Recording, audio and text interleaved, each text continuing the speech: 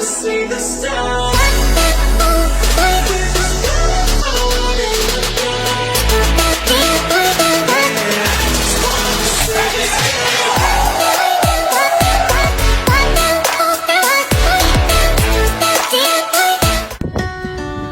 Hi, good morning. My name is Ryan Quinte, your training director of Tao Elevate. Ang pag-uusapan natin ngayon is New Leaders Orientation. Dito matututunan mo kung paano at ano ang mga gagawin mo habang bago ka sa negosyo na ginagawa natin. Dito, habang bago ka, meron kang kailangan tanggalin na hindi makakatulong sa paggawa mo sa negosyo natin. Unang-una, tanggalin mo yung doubt, okay? Yung doubt na yan, hindi makakatulong sa negosyo. The moment na nagduda ka sa negosyong ginagawa natin, hindi mo mailalabas yung full potential mo para gawin yung negosyo. At possible, hindi ka magiging successful sa negosyong ginagawa natin. Pangalawa, kailangan mong tanggalin yung fear, takot, no? Kapag punong-puno ka ng takot, habang ginagawa mo yung negosyo natin, hindi ka magiging successful sa negosyong ginagawa natin. Ano ba yung mga common na kinakatakutan ng isang reseller para gawin itong negosyo na to? Una, fear of rejection. Sa una, matatakot ka sa rejection kasi ang business natin dito is mag-i-invite ka, magre-recruit ka, i-share mo yung napakagandang opportunity, magbebenta ka ng produkto. So possible na mare-reject ka sa mga client na o-offeran mo.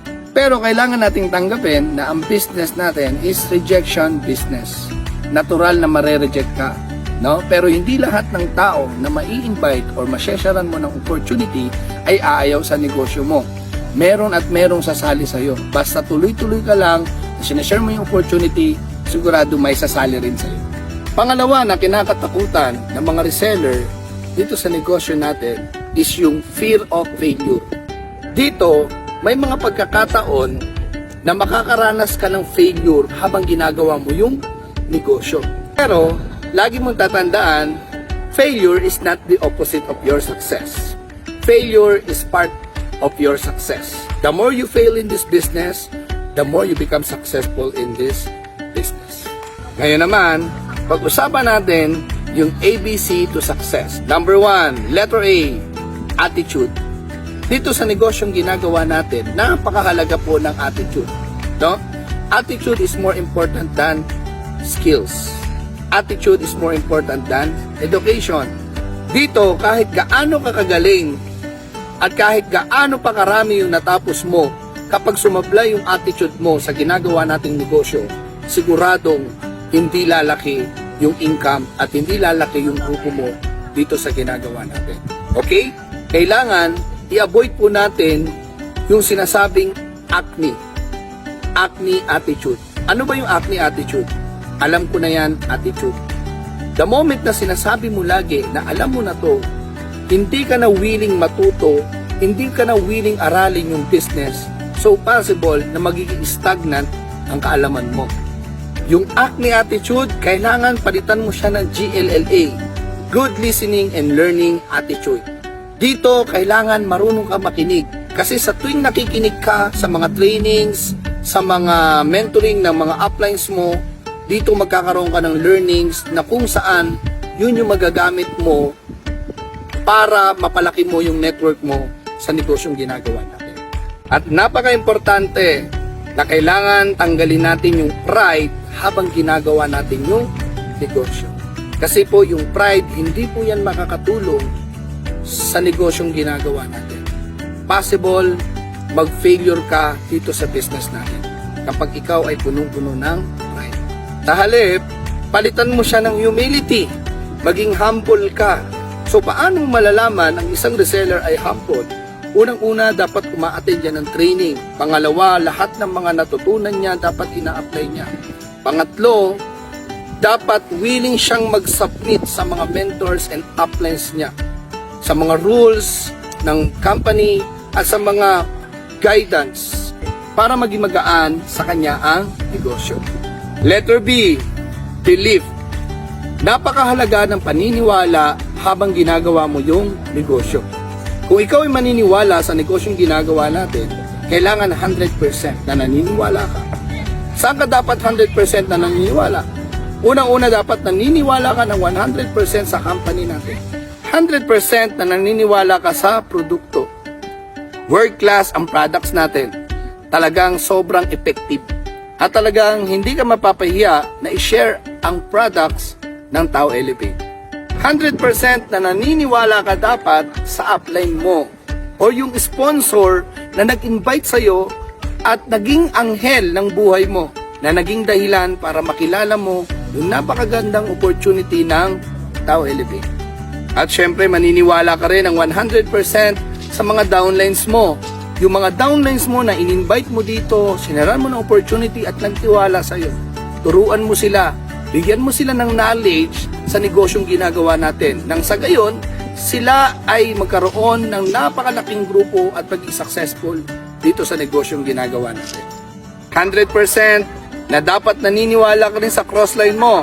Sino ba ang crossline mo? Ito yung mga taong hindi mo kalinya, hindi mo kagrupo, pero willing kang tumulong, willing kang makipag-participate, willing kang makipag-cooperate habang ginagawa mo yung negosyo. Tandaan mo, Tao Elevate tayo, iisang kumpanya, may pusong kumpanya, kaya dapat lang na tayo ay magtulungan para makuha natin yung mga success ng bawat isa sa atin.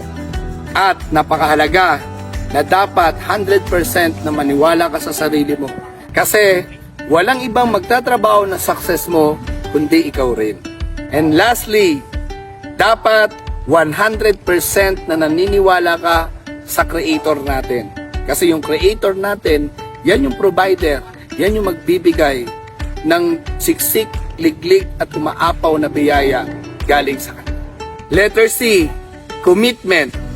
Alam mo ba na merong 3 level ng commitment? First level, I will try. Second level, I will do my best. And third level, I will do whatever it takes. Guys, normal sa atin na sa una i-try ang negosyo. No? Kasi kailangan nating subukan yung negosyo. Kailangan nating sumali. Pero eventually, dapat nag-i-improve ang commitment mo. Ang next level, I will do my best. Kailangan mong ibigay yung best mo para makapag-build ka ng malaking grupo at kumita ka ng malaki. Pero ang pinakamalupit na commitment na kailangan meron ka, yung whatever it takes commitment.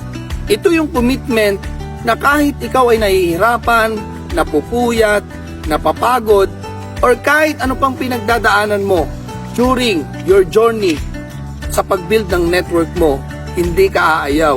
Tuloy-tuloy ka lang hanggat sa makuha mo yung success mo dito sa Tao Elevate. Letter D, discouragement. During your journey, marami kang mararanasang discouragement. Maraming magsasabi na hindi mo kaya. Maraming magsasabi na hindi ka yayaman dyan sa ginagawa mo. Guys, tandaan mo, ikaw ang nakakita ng napakagandang opportunity na to. Ikaw ang nakaramdam na dito makukuha mo yung success mo. Dapat lang sundin mo kung ano yung nasa puso mo.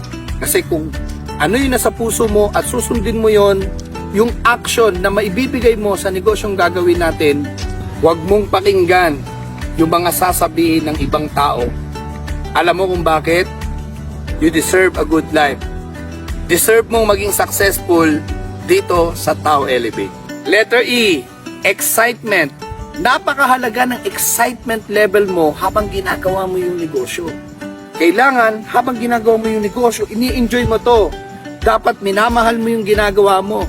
Kasi kapag nag-e-enjoy ka at mahal mo yung ginagawa mo, hindi ka mapapagod sa negosyong ginagawa natin. Letter F, focus. Guys, tandaan mo, ang taong nakafocus sa pangarap niya, sa success na gusto niya, ay hindi mapipigilan kahit sino pa ang humadlang dyan. Pag ikaw ay nakafocus, kailangan isang company lang ang ginagawa mo. Sabi nga, you cannot serve 2 masters at a time. Lastly, goal. Ang pinakamahalaga, kapag nag-goal ka, dapat may deadline. Dapat iset mo kung kailan mo makukuha yung mga pangarap mo. Tandaan mo, ang taong may pangarap, ang taong may goal sa buhay, hindi susuko hanggang sa makuha niya yung success niya. And thus, our new leaders orientation, see you on your success. I just wanna see the